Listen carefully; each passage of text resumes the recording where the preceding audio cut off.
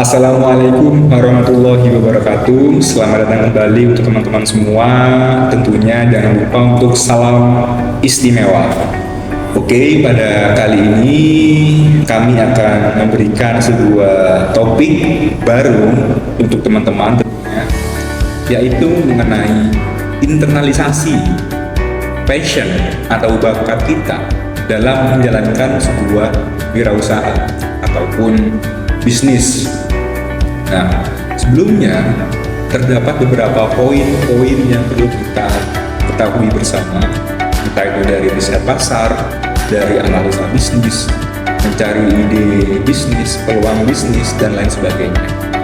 Sebelumnya, teman-teman, ada beberapa hal yang perlu kita ketahui bersama.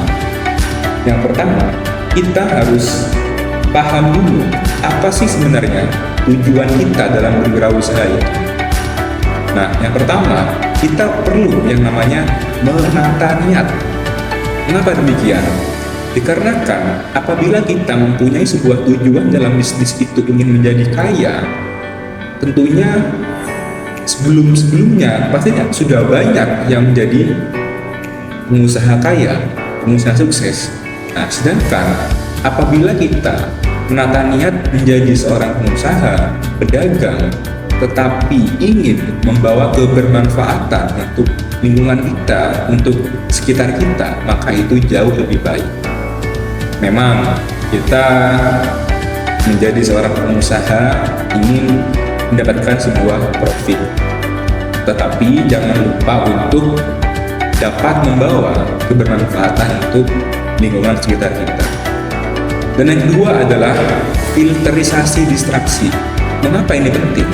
Karena terdapat beberapa hambatan-hambatan dalam berwirausaha, khususnya bagi kita, kaum muda, mahasiswa, pelajar, yaitu adalah terlalu mengesampingkan aspek-aspek dalam berwirausaha sehingga istilahnya itu lalai.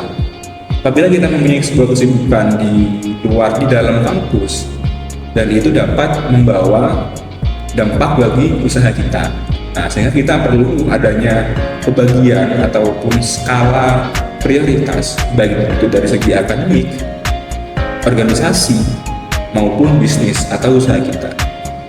Nah, kemudian di lain itu, kita mempunyai sebuah tahapan-tahapan dalam berwirausasaha yang tadi sudah kita jelaskan. Ada ide bisnis, kemudian penjualan, pemasaran, dan closing khususnya, teman-teman.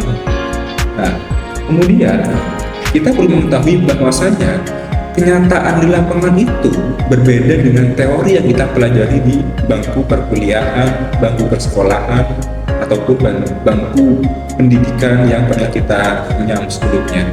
Nah, di situ ada 3 aspek yang perlu kita perhatikan. Yang pertama adalah segi kualitas, kemudian segi kontinuitas ataupun sustainable, dan yang ketiga adalah kolaboritas atau kolaborasi. Mengapa demikian? Apabila kita mempunyai sebuah produk bisnis, produk usaha, tetapi kita hanya fokus kepada kontinuitas, maka aspek dari kepuasan pelanggan tidak sepenuhnya kita gapai. Sebaliknya, apabila kita hanya mengejar sebuah keberlanjutan, tetapi dari segi kualitas kita tidak pertimbangkan, tidak dianalisa, maka kita tidak akan optimal. Begitupun juga dengan kolaborasi atau kolaboritas. Kita perlu memberikan sebuah kolaborasi atau bekerja sama dengan berbagai media, baik itu media stakeholders, dari media pemerintah sudah, kebijakan sudah, dari masyarakat juga perlu dilibatkan, sehingga dapat terciptanya sebuah kolaborasi yang baik. Jadi seperti itu. Kemudian dari situ kita juga perlu mengetahui dari faktor-faktor yang sudah kita pertimbangkan sebelumnya. Jika kita bicara makro atau yang besar, itu ekonomi yang lebih cakupannya besar, itu terdapat beberapa faktor produksi. Yang pertama adalah sumber daya alam, yang kedua adalah sumber daya manusia, yang ketiga adalah modal, dan yang keempat adalah skill. Mengapa demikian? Karena kita perlu mempunyai sumber daya ini untuk kelangsungan produksi kita, khususnya skill. Nah, kita perlu mengetahui dulu skill apa sih yang kita punya. Jadi itu merupakan sebuah modal awal kita dalam menjalankan sebuah usaha atau bisnis. Kemudian dalam hal ini, apabila teman-teman masih belum tahu nih apa ya usaha yang cocok untuk saya, usaha yang cocok untuk mahasiswa itu apa sih?